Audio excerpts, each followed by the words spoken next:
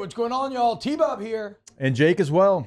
And you're about to watch a little OTB LSU. We're going to give you all the latest, greatest between LSU football, baseball, women's basketball, softball, and everything in between. Bottom line, if you want to talk Tigers, keep it locked, subscribe, like it, and we hope you enjoy it. Hey, so have y'all heard about the Brian Kelly $1 million match that he's doing here?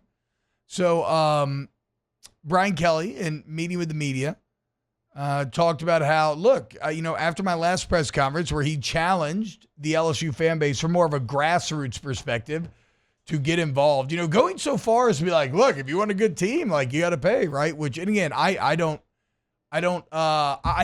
get where he's coming from and why I've said these things. I don't love it. I think it is a tough time financially for a lot of people, and so it's very hard to think about like, oh, let me give $20 a month to kids that are already making way more money than me.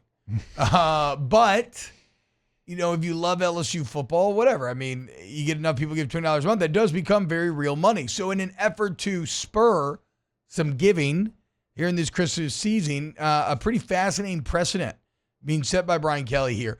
He is going to donate up to $1 million to TAF for all new money coming into the Bayou Traditions collective. So you go to Bayou Traditions website, you give, and he will match that money to TAF. So his money cannot go to, he can't pay players, right?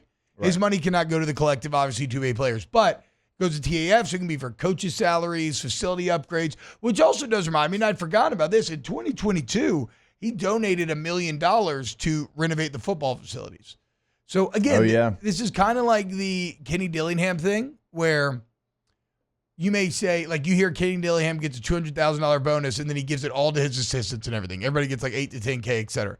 And you're like, well, yeah, he makes X amount of million. Like, that's not much. It's like, okay, I get that, but people don't do this. Right? So, yes, Brian Kelly makes $10 million, and we could all be like, oh, well, I could make it on $9 million. Yes, okay, but people still don't do what Brian Kelly's doing here.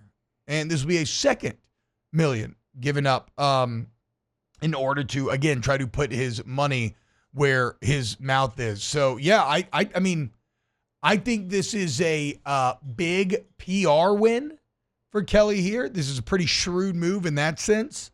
I also think, I mean, look, if this creates an extra $1 million of giving, that could be a premier player. That could be two really good players. Like, it's a good move functionally as well, Jake.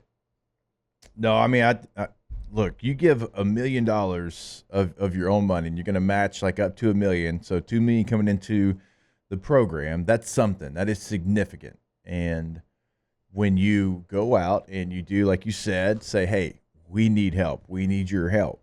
Well, how far does that go then compared to how far it goes now? Yeah. When it's like, we're putting up $1 million. Like, we want to help this program. We want to be successful. So that is significant for him to do that and for him to pledge it. And also, like, look, it's a good way to say, hey, here's my $1 million, put in your $1 million. All right. And it's going to be $2 million towards this program. So you'll see coaches now probably do this across the country, like in the ones that can, in the top 10 kind of blue blood type programs. It's an interesting precedent for him to set for his other coaches, isn't it? Yeah, for sure. It is. I might be looking a little sideways if I'm one of the other coaches.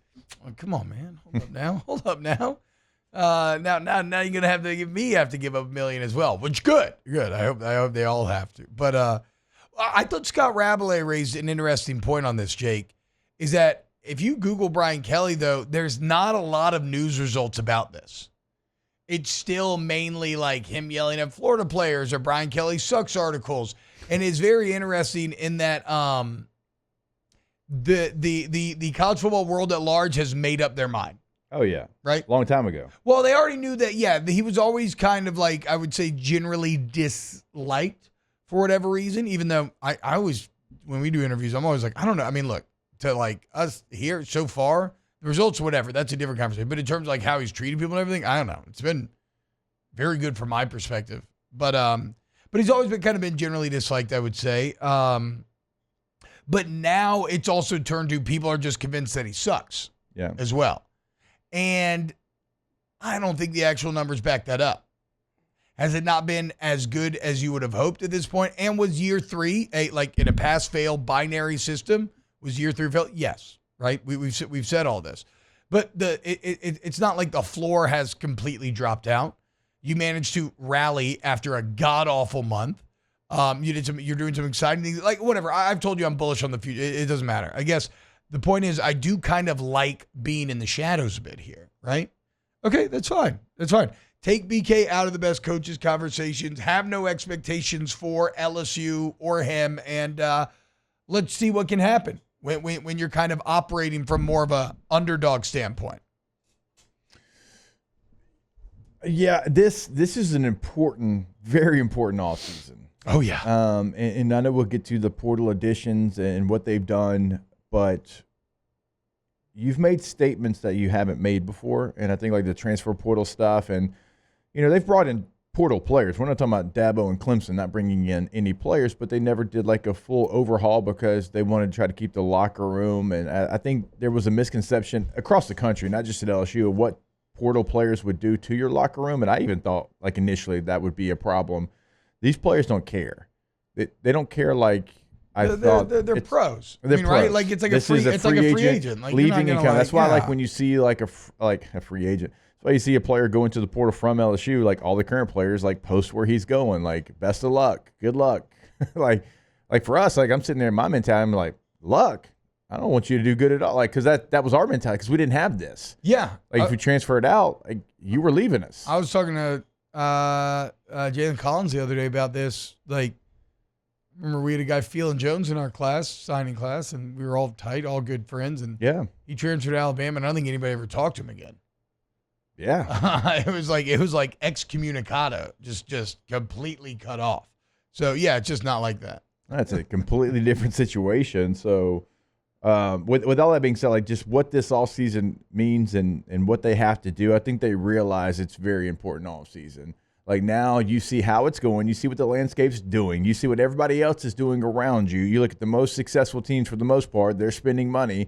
And the ones that aren't spending money, they're getting double-digit transfers in. Your Arizona States and teams like that had, a major turnaround this year. So that's why this one's so important. It's because you're going to do things a little bit differently than you have in the past. And do you know how to handle the current landscape? And are you going to bring in enough compared to what you're losing? Wow, Jake, what incredible takes. I mean, those guys, they're just the best. I think so. And if you think so, again, hit the like button, subscribe, ring the bell so you get notifications when we post every single day here on OTB LSU.